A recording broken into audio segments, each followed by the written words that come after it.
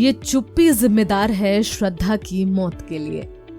श्रद्धा और आफताब का रिश्ता एक डेटिंग ऐप से शुरू हुआ, बहुत उम्मीदों के साथ। इसका अंत हुआ खौफनाक हत्या पर। इस केस में डेटिंग ऐप दोषी है या फिर परिवार से कम्युनिकेशन गैप। दिल्ली में हाल में हुए खौफनाक श्रद्धा हत्याकांड में सबसे अहम सवाल है कि उसकी हत्या क्यों की गई, उसका अपराध क्या था।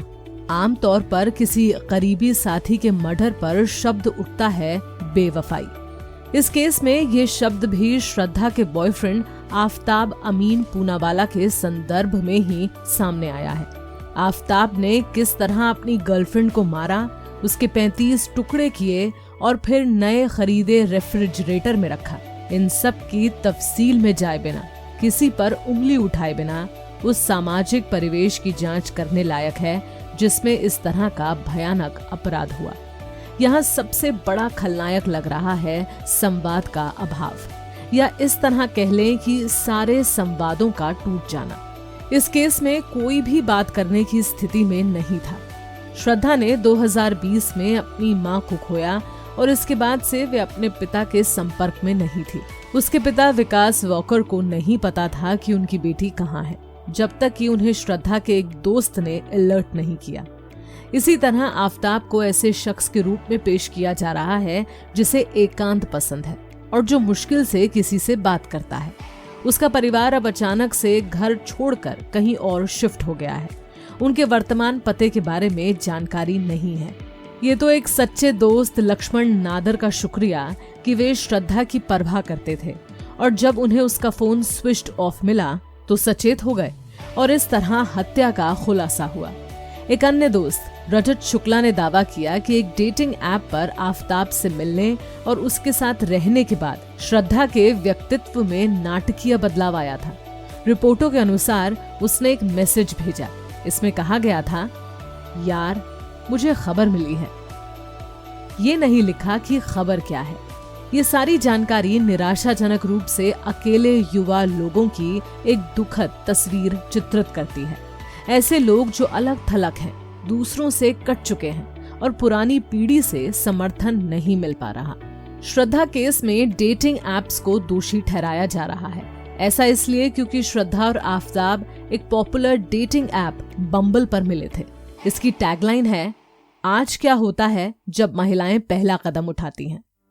बम्बल की संस्थापक और सीईओ विटनी वुल्फ हर्ड को दुनिया की सबसे युवा सेल्फ मेड अरबपति माना जाता है। साफ है कि उन्होंने ऐसी डेटिंग साइट की जरूरत को पहचाना जहां रिश्ते के लिए महिलाएं पहल कर सके। लेकिन एक डेटिंग ऐप को ऐसे रिश्ते के लिए कैसे दोषी ठहराया जा सकता है जो बहुत उम्मीदों के साथ शुरू हुआ और फिर हत्या पर खत्म हुआ? या फिर क्या हमें ये स्वीकार करना चाहिए कि हमारे समाज में एक बड़ा बदलाव आया है, जहां लड़के लड़कियां परिवार की मंजूरी के बिना व्यक्तिगत फैसले ले रहे हैं? जब श्रद्धा के परिवार ने आफताब को अस्वीकार कर दिया और रिश्ते पर आपत्ति जताई तो वे घर छोड़कर चली गई। शायद अगर परिवार ने श्रद्धा से बात की होती, उसे समझने की कोशिश की होती, तो आज वे जिंदा होती। आज की नई पीढ़ी के बहुत से युवा अपने परिवार के साथ टकराव के रास्ते पर हैं। ये व्यापक विरक्ति और भावनात्मक अलगाव किसी सुलह की उम्मीद किए बिना रिश्तों में स्थायी दरार की ओर ले जा रहा है। पारंपरिक पारिवारिक ढांचे को बड़ी चोट लगी है। श्रद्धा के दोस्तों के मुताबिक वे जानते थे कि वे खराब रिश्ते में थी और बाहर निकलना चाहती थी। उनका दावा है कि उन्होंने पहले भी आफताब का विरोध किया, लेकिन श्रद्धा ने रुकना चुना, जैसा कि कई महिलाएं अक्सर करती हैं। मूर्खता पूर्वक वे ये भरोसा करती हैं कि दुर्व्यवहार करने वाला बदल जाएगा। इससे भी बदतर है कि वे गाली की तुलना प्यार से करती हैं। सोच रहती है, अगर वे मुझे पीटता है तो इसलिए क्योंकि वे मेरी बहुत परवाह करता है और वे हमेशा अगले दिन माफी मांगता है। एक प्रताड़ित महिला के पास अक्सर जाने के लिए कोई जगह नहीं होती, कोई नहीं होता जिससे वे अपनी बात कह सके। भटकी हुई, जड़हीन, टूटी हुई और अकेली वे मोक्ष की प्रतीक्षा करती है। श्रद्धा के मामले में कोई बचाने वाला नहीं था। श्रद्धा हालांकि विक्टिम थी, लेकिन उंगलियां उठ रही हैं। देखो वे कैसे कपड़े पहनती है, उसके छोटे बालों को देखो, वे अपने पेरेंट्स की इच्छा के बिना क्यों रह रही थी, वगैरह। आफताब को एक मनोरोगी करार दिया गया है। साइकोलॉजिस्ट ये समझाने के लिए कड़ी मेहनत कर रहे हैं कि उसने हत्या क्यों की होगी। अन्य पीड़ितों की संभावना के बारे में बात हो रही है, जो अभी तक निराधार है। लेकिन शायद ही कोई उस संकट के बारे में बात कर रहा है जिससे युवा और कमजोर लोगों को जटिल मुद्दों का सामना करते हुए जूझना पड़ता है।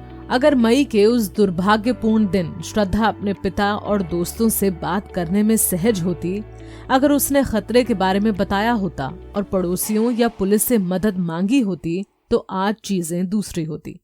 लेकिन वे शायद इनमें से कुछ भी ना कर सकी या किया नहीं।